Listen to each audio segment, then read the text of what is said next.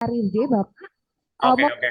bisa dipresentasikan dari skuter tentang bagaimana sih best practice-nya atau mungkin apa yang bisa ditawarkan scooters untuk teman-teman yang ingin studi lanjut. Monggo Bapak, dengan Ya, waktu sekitar 20. um, Terima kasih. oke ya. Tadi saya sempat ya dengar pemateri kedua. Mungkin saya ingin melengkapi ya teman-teman.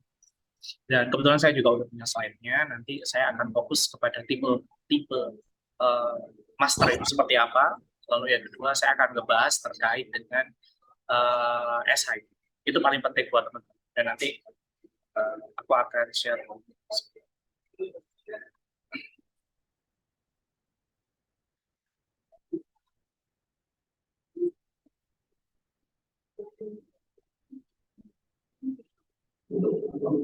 Ya, udah terlihat ya. Oke teman-teman, salam kenal. Nama aku Putra ya. Dan di sini kalau di Scholars aku memang sebagai manajer education. Jadi aku menyusun program-program untuk pemerintahan. Ya, kebetulan aku klien yang berbeda adalah pemerintahan, Pemda, Pemprov, gitu ya, dan juga kementerian. Jadi aku menyusun satu program untuk bimbingannya para ASN-ASN. Dan aku juga salah satu body scholarship juga. Dan ada dua scholarship yang aku dapatkan. Dan salah satu contoh anak yang kuliahnya tidak sama dengan jurusannya. Gitu ya. Jadi posisinya nanti bisa sharing juga teman-teman. Nah, ngomong tentang jenjang master ya. Teman-teman harus tahu, master itu ada dua. Ada dua tipe master yang ada di dunia ini. Ada master by research, ada master by coursework. Kapan aku milih research? Kapan aku milih coursework? Dan tipikalnya kayak apa? Jadi gini teman-teman, jika memang ya mulai sekarang pahami dan kenali diri dulu. Ketika kalian sekarang di S1 ya di Politeknik Banyuwangi, kalian tipe anak yang suka riset apa enggak?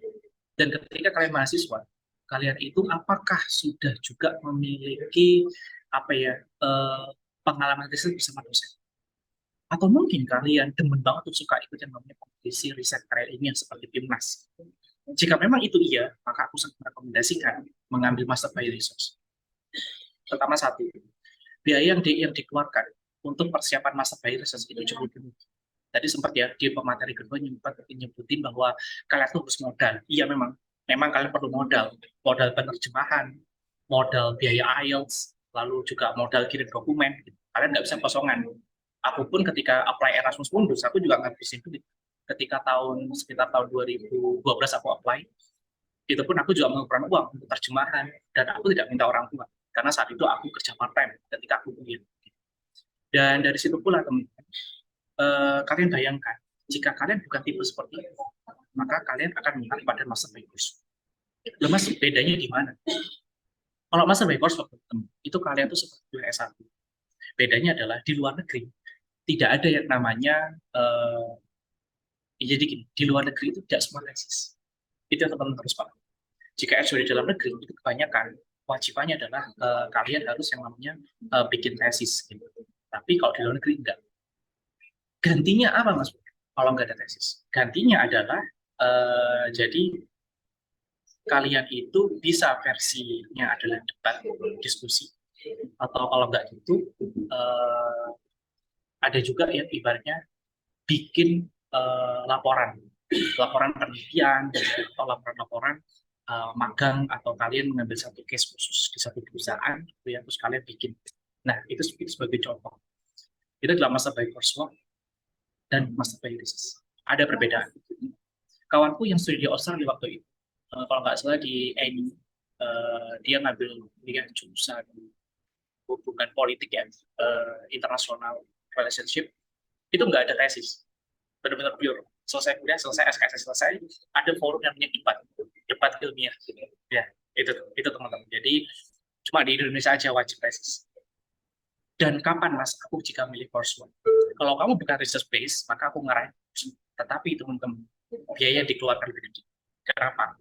Kebanyakan coursework itu kamu harus, ibaratnya kalau kamu daftar beasiswa yang memang nanti bukan LOE, maka kamu harus ngeluarin uang registrasi kampus.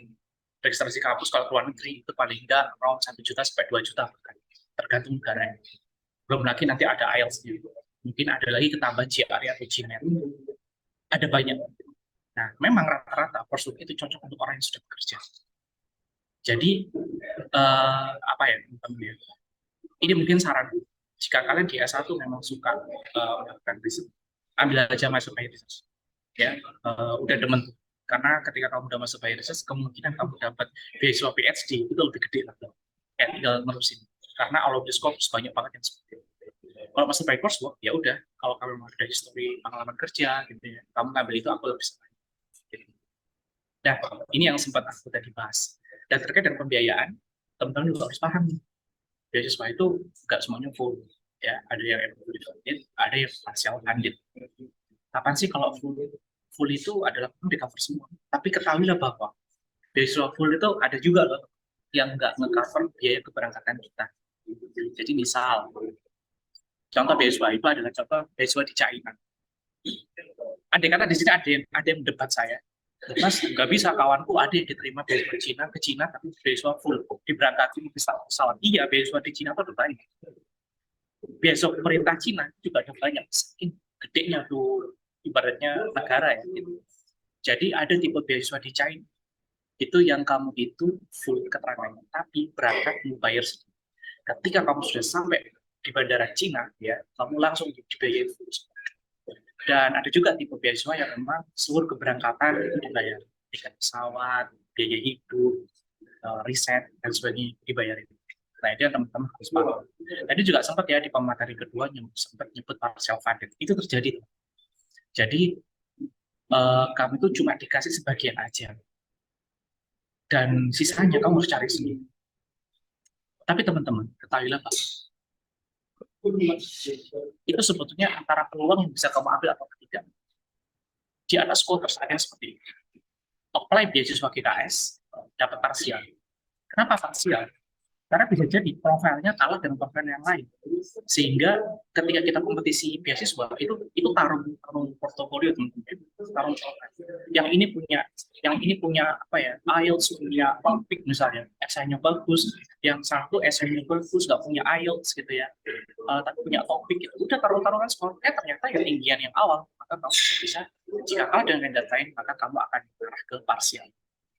Dan parsial itu teman-teman sebetulnya selama kamu warga negara Indonesia itu kamu sudah dapat beasiswa kedua dan ketiga. Itu dialami oleh anak didikku sendiri. Namanya Nadia, dia keterima di Korea University dan dia dapat parsial. Dan ketika dia dapat parsial, dia memang kuliah sampai semester kalau nggak salah di semester kedua ada beasiswa internal di Korea University. Beasiswa itu tinggal dia apply tapi diperuntukkan untuk negara-negara berkembang. Salah satunya Indonesia, India, Vietnam, Thailand, ada beberapa negara di Afrika. Teman-teman tahu nggak? Dia apply, nggak ada seleksinya apa-apa. Selang bulan depan ada pengumuman dia diterima. Akhirnya dia dapat beasiswa kedua untuk mengcover biaya dia dan melengkapi biaya kita. Jadi ada keuntungan juga, tetapi memang tidak semua orang berani mengambil itu. Karena memang di tipikal di anak-anak di Scottish juga sama. Ada yang benar-benar apa ya, mental liar, mental nekat, dapat beasiswa parsial ke Prancis, dia berangkat dan akhirnya dia membiayai hidup dia kerja di Prancis. Tapi good news-nya adalah nggak lama dia akhirnya mendapatkan offering dari Amazon, dapat beasiswa dapat pekerjaan di Amazon. Jadi apa ya, ibaratnya apa yang dia ikhtiarkan ternyata tidak mengkhianati hasil dia gitu. Itu terjadi. Nah, terkait dengan pendaftaran teman-teman. Tadi aku sempat dengar ya ada pertanyaan, gimana kalau wajib LOE ataupun apa enggak gitu ya. Ya aku jawab, kalau memang konteksnya LPDP itu masuk dalam kategori tanpa LOE, dia juga bisa terima. Dan kalau punya LOE, maka kamu bisa ikut yang versi yang ada LOE. Tapi kalau nggak punya LOE pun, itu juga bisa. Tapi teman-teman, aku mungkin di sini aku adalah orang yang tidak merekomendasikan kalian untuk LPDP. Dan mungkin anak-anak sekolah saya ini ada yang banyak seperti itu. Kenapa? Karena LPDP wajib ulang. Walaupun katanya dikaji kalau apa namanya kalau boleh bekerja di luar negeri. Walaupun aku review LPDP ya. Jadi aku selalu bilang ke anak-anak ke studentku, boleh apply LPDP, tapi coba beasiswa lain gitu di luar negeri sana. Kenapa? Karena yang asik teman-teman kerja di luar negeri, bukan studi. Ya, jadi ketika kalian kolaborasi, kerja bareng orang sama orang bule, itu menambah nilai added value itu jadi lebih tinggi. Kalau kalian sekolah di sana terus kalian pulang langsung, tidak sedikit loh ya, tidak sedikit ketika dia dari luar negeri terus balik ke Indo, dia nggak dapat kerjaan. Contoh aja, teman-temannya istriku banyak pulang-pulang dari Cambridge University, pulang-pulang dari Imperial College London, kuliah tinggi-tinggi S2, balik-balik dari UK, nggak ada kerjaan yang bisa terima dia. Dan itu terjadi, teman-teman. Ya karena apa? Ya ibaratnya jadinya apa namanya? Jadinya itu kayak apa ya? Pengangguran bergelar. Ini maaf ya, aku ngomongnya gini, kental, tapi aku ngomong realita. Jadi jangan kalian pikir gitu, lebih bagus karena apa aja beasiswa luar gitu, dari vendor dari luar negeri. Eh, dan kalian bisa kontribusi kerja di sana. Dan ketika kalian balik-balik ke Indo, kalian bisa ngasih impact gitu. Jadi nggak harus pakai ibaratnya dana pajak Indonesia.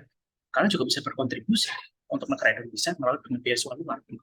Dan itu terjadi juga banyak anak-anak di sana.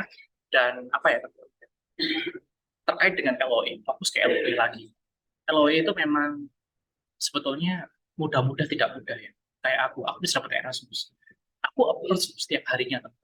Ini versi gratisan ya. Jadi kembali, tadi aku sempat dengar ada yang bertanya, kalau minat saya naik itu gimana? Nggak usah daftar. Berarti kamu memang nggak mau. Anak-anak yang dapat beasiswa itu memang anak-anak yang memang nafsu. Dan dia memang berjuang untuk itu. Aku teman-teman ngeriset, nyari di Google Scholar di tahun 2012 aku masih cari di Google Scholar karena aku anak matematika, aku suka banget riset di bidang persamaan diferensial. Fokus ke modeling. Aku cari nama profesor yang masuk, yang risetnya inline. Dan aku menghabiskan dedicated waktu setiap minggunya atau setiap harinya. Aku dedicated waktu 1 jam. Artinya dalam 1 minggu, aku 7 minggu, 7 jam untuk riset aja. Dan kalian apakah mau melakukan itu? Kalau kalian nggak mau melakukan itu, ya udah clear, nggak usah kuliah. Karena bikin ketika kuliah di sana di negara asing tidak mudah.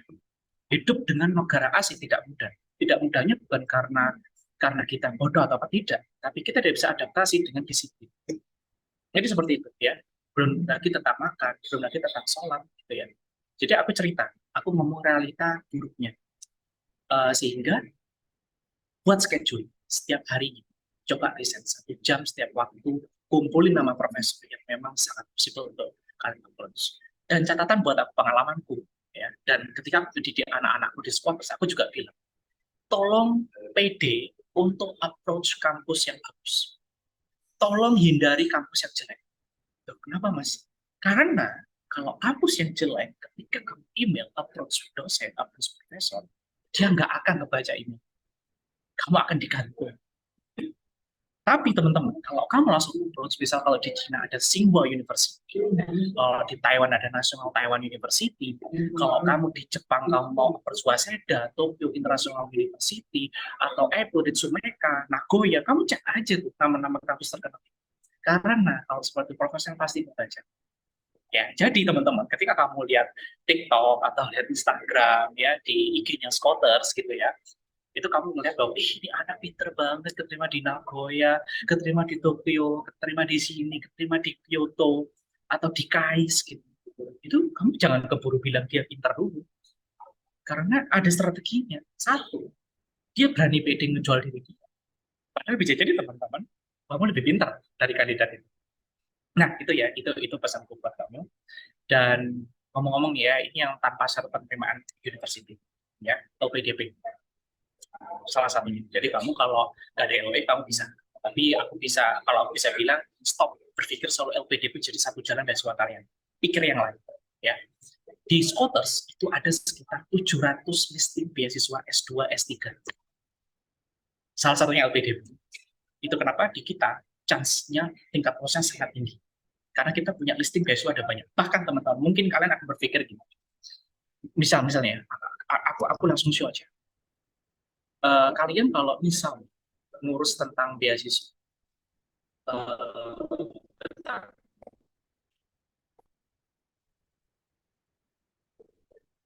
terus kalian nunjukin,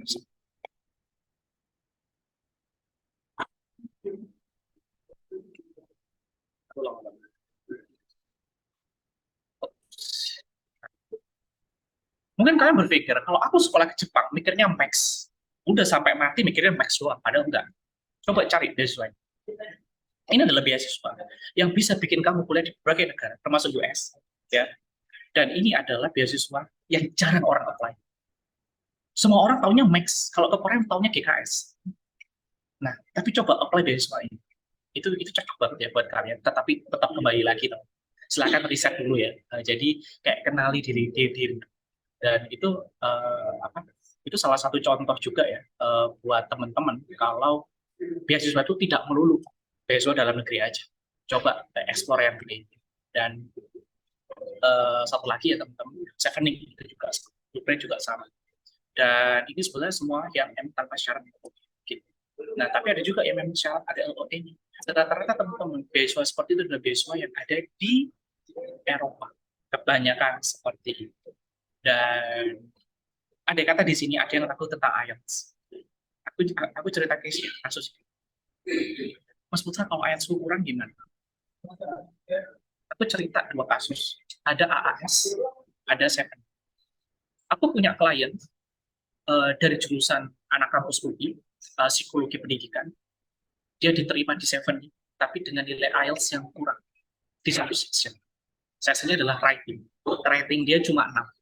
Tapi dia bisa melanjutkan studi di Cambridge University jurusan psikologi, tapi dengan catatan. Catatannya adalah dia harus mengambil kelas writing di Cambridge University, dan kalau dia nggak ngambil, maka beasiswa dia di stop. Itu terjadi. Loh mas, kok bisa gitu? Sehingga teman-teman, IELTS itu tidak menjadi patokan utama. Selama skornya nggak berbeda. Masalahnya si Kak Uri ini, dia diterima 7. Jadi dari semua skor IELTS-nya dia, dari speaking, listening, reading, writing, semua itu rata, 6,5, 6,5, 7. Dan yang bawah ini adalah writing section 6. Dan itu kalau untuk gelar master, apalagi di level Cambridge, itu akan kesulitan kalau skornya segitu. Sehingga teman-teman dia dikasih kesempatan, yuk kursus lagi kamu di Cambridge, ambil kelas, nanti nilainya storing ke set. Itu terjadi. Contoh lagi, AAS. AAS teman-teman, kamu adalah itu beasiswa yang bisa kamu hanya pakai TOEFL ITV aja. TOEFL ITV itu bayar 100.000. Tapi teman-teman, kenapa aku bisa dapat 7, bisa dapat SAX gitu? Karena profil mereka bagus. SI mereka jagoan. Dan mereka punya suatu produk yang bisa dipamerin. Aku sempat ngobrol dengan reviewer Seven ya. Waktu itu di forum Kementerian Dalam Negeri. Waktu itu aku jadi pemateri, wakil dari supporters, dan kebetulan ada mbak-mbak yang dari Seven. Aku tanya, Mbak, kenapa kok ada anak yang punya IELTS bagus, tapi kok nggak bisa lulus Seven? IPK-nya tinggi, 3,9. Dia sudah ada pengalaman pekerjaan, dan sebagainya. Aku semua curhat terkait dengan itu. Dia jawab, Mas Putra, mungkin itu kamu student. Dia nggak punya produk, sesuatu pencapaian yang bisa dipamerkan. Seperti apa itu, Mbak? Maksud, misal, produk karya tulis. Ada salah satu anak dari yang dapat saya dia bikin satu produk karya tulis buku, ya, untuk anak yang kesulitan membaca. Jadi kayak dia bikin satu produk. IELTS-nya nggak bagus, Mas. Tapi dia punya sesuatu itu dipasang di esai dan dipamerkan saat ini. Siapa yang nggak mau nerima anak seperti itu? Kan kalau keterbatasan bahasa, itu gampang. Ketika udah nyemplung di negara itu, semua orang pun pasti akan bisa. Seperti itu ya, teman-teman. Itu juga sama dengan AS. Jadi, jangan dulu merasa bahwa IELTS itu adalah raja dan ratu untuk kamu apply S2 ke luar negeri. Nah, ngomong tentang beasiswa seleksi, itu ada banyak ya. Jadi ada administrasi dokumen, itu yang tadi aku bilang, dan seperti yang sesi 2 tadi ya, kalau sesi pertama tadi, mas-mas tadi, yang bilang kalau kamu harus punya uang untuk ibaratnya bondo, yaitu bondo di awal, printing, legalisir, gitu, apostil, dan sebagainya. Gitu. Habisnya uang sekitar 250.000 sampai sejuta ya, untuk biaya administrasi aja. Nanti kalau udah teman-teman mau akan kirim dokumen itu, atau bisa di-email aja. Dan sisanya teman-teman, itu nanti akan ada tes tulis. Tes tulis ini lebih ke bakat minat, seperti TPA.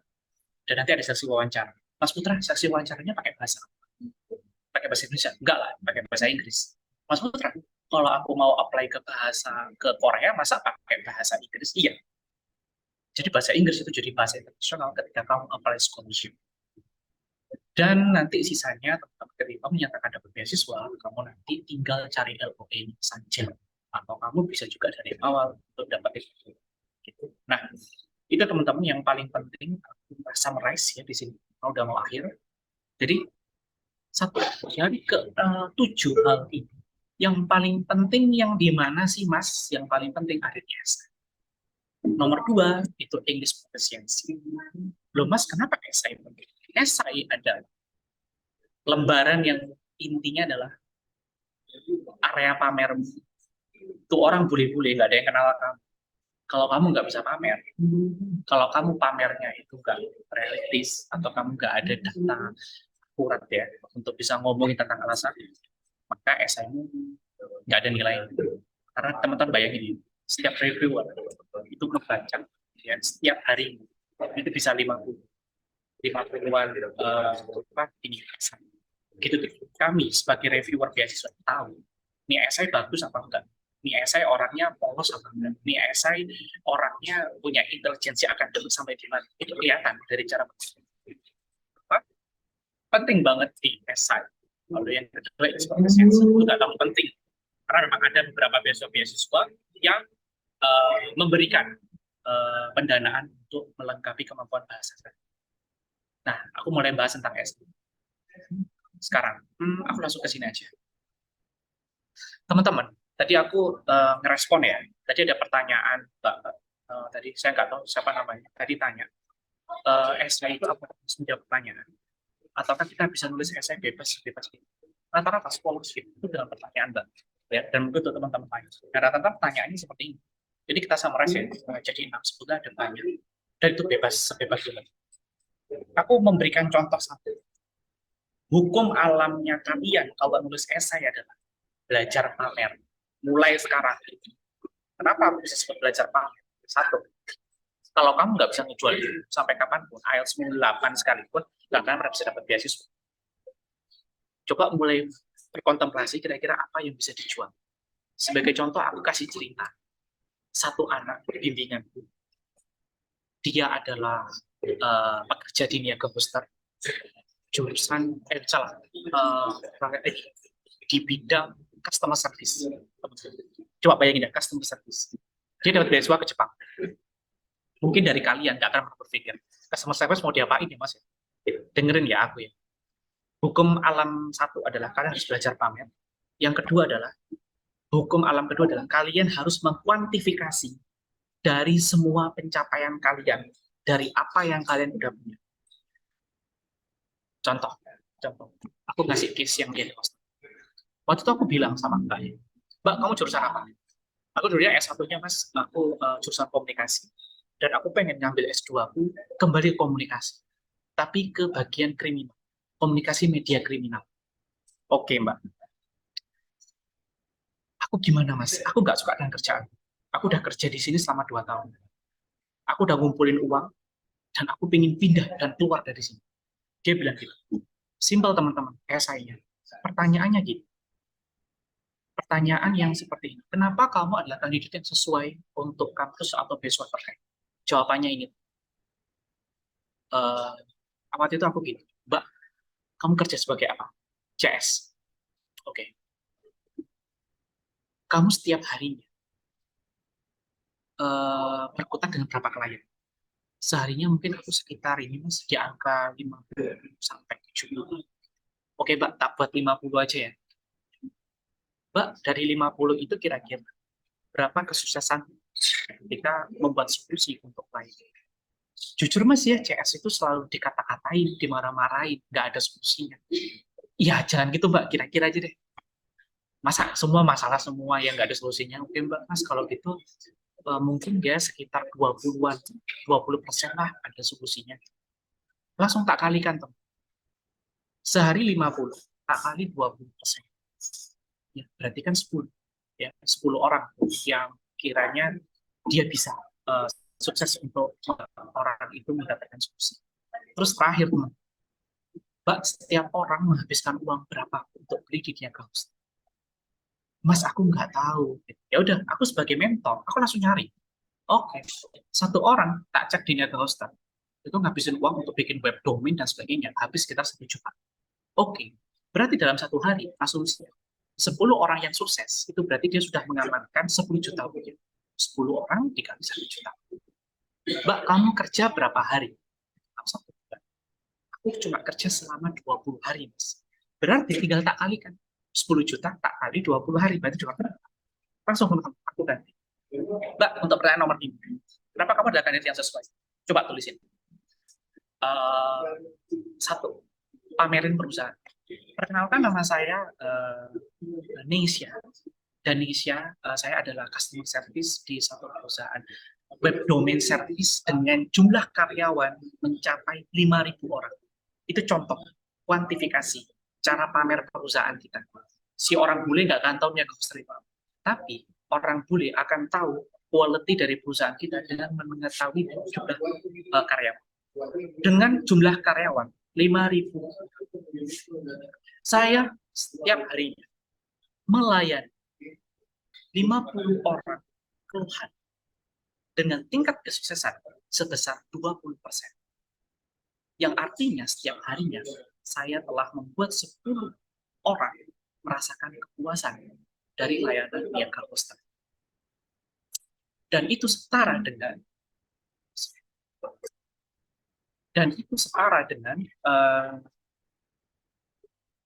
nilai uang sebesar 10 juta atau dalam 1 bulannya 200 juta. Saya telah bekerja di niaga hostel selama 2 tahun. Maka selama saya bekerja, saya telah berhasil mengamankan pendapatan perusahaan saya sebesar dari 200 juta kamu kali itu dengan 24 bulan. Berarti sudah 500 jutaan sendiri. Nah, seperti itu. Itu cara mengkuantifikasi. Itulah mengapa saya ingin mendaftar beasiswa X dengan jurusan X di kampus Y. Itu. Mas, andai kata nggak relate, nggak apa, nggak ada hubungannya. Yang di sini yang paling penting adalah paling tidak mereka bisa langsung mereka bisa langsung tahu pentingnya kamu untuk bisa menjual diri. Jadi best practice yang paling penting ketika menulis esai, belajar pamer, mengkuantifikasi dari setiap apa yang sudah kamu. Itu mungkin kalau dari aku ya teman-teman, karena nanti misalnya udah bisa dikasih ya, silahkan baca sendiri, dan nanti kalau kalian ingin tanya-tanya boleh banget ke saya secara langsung, boleh, karena esai itu paling penting. Itu aja mungkin kalau dari saya. Baik, Saya kembalikan ke moderator. baik. Terima kasih Bapak untuk penjelasannya. Baik, untuk adik-adik yang di sini, barangkali ada pertanyaan, monggo silakan bisa bertanya. Jadi mungkin secara garis besar, skuter ini adalah lembaga yang membimbing adik-adik yang ingin lanjut studi ke luar negeri, begitu nggak Bapak? Iya, betul. Betul banget. Jadi kalau teman-teman ini butuh teman untuk belajar karena mungkin kalian kurang bisa semangat, kalian bisa ngomong sama kami karena di Squatters itu kumpulan para audit scholarship termasuk saya. Jadi nanti kita akan ngebantu kalian bikin esai. Jadi ngomongin tentang strategi bikin esai yang tadi aku ceritain, itu cuma sebagian dari salah satu. Karena kebanyakan dari kalian itu nggak tahu cara menjual diri. Saya akui. Itu kenapa kita kebetulan ada juga beberapa program-program disusun untuk beberapa anak-anak jadi mahasiswa. Ya, nanti teman-teman bisa banget data tuh isi form aja dari panitia, nanti dari tim Squatters nanti akan memberikan program khusus buat kalian yang nggak mahal kok. Ya, itu aja kalau dari saya, karena saya bukan sales, saya orang akademik ya. Jadi kalau ngomongin tentang preparation apa, step-stepnya apa, boleh. Oke, baik. Terima kasih Pak Putra. Jadi ada pertanyaan adik-adik? Mas Dava mau bertanya? Oh enggak.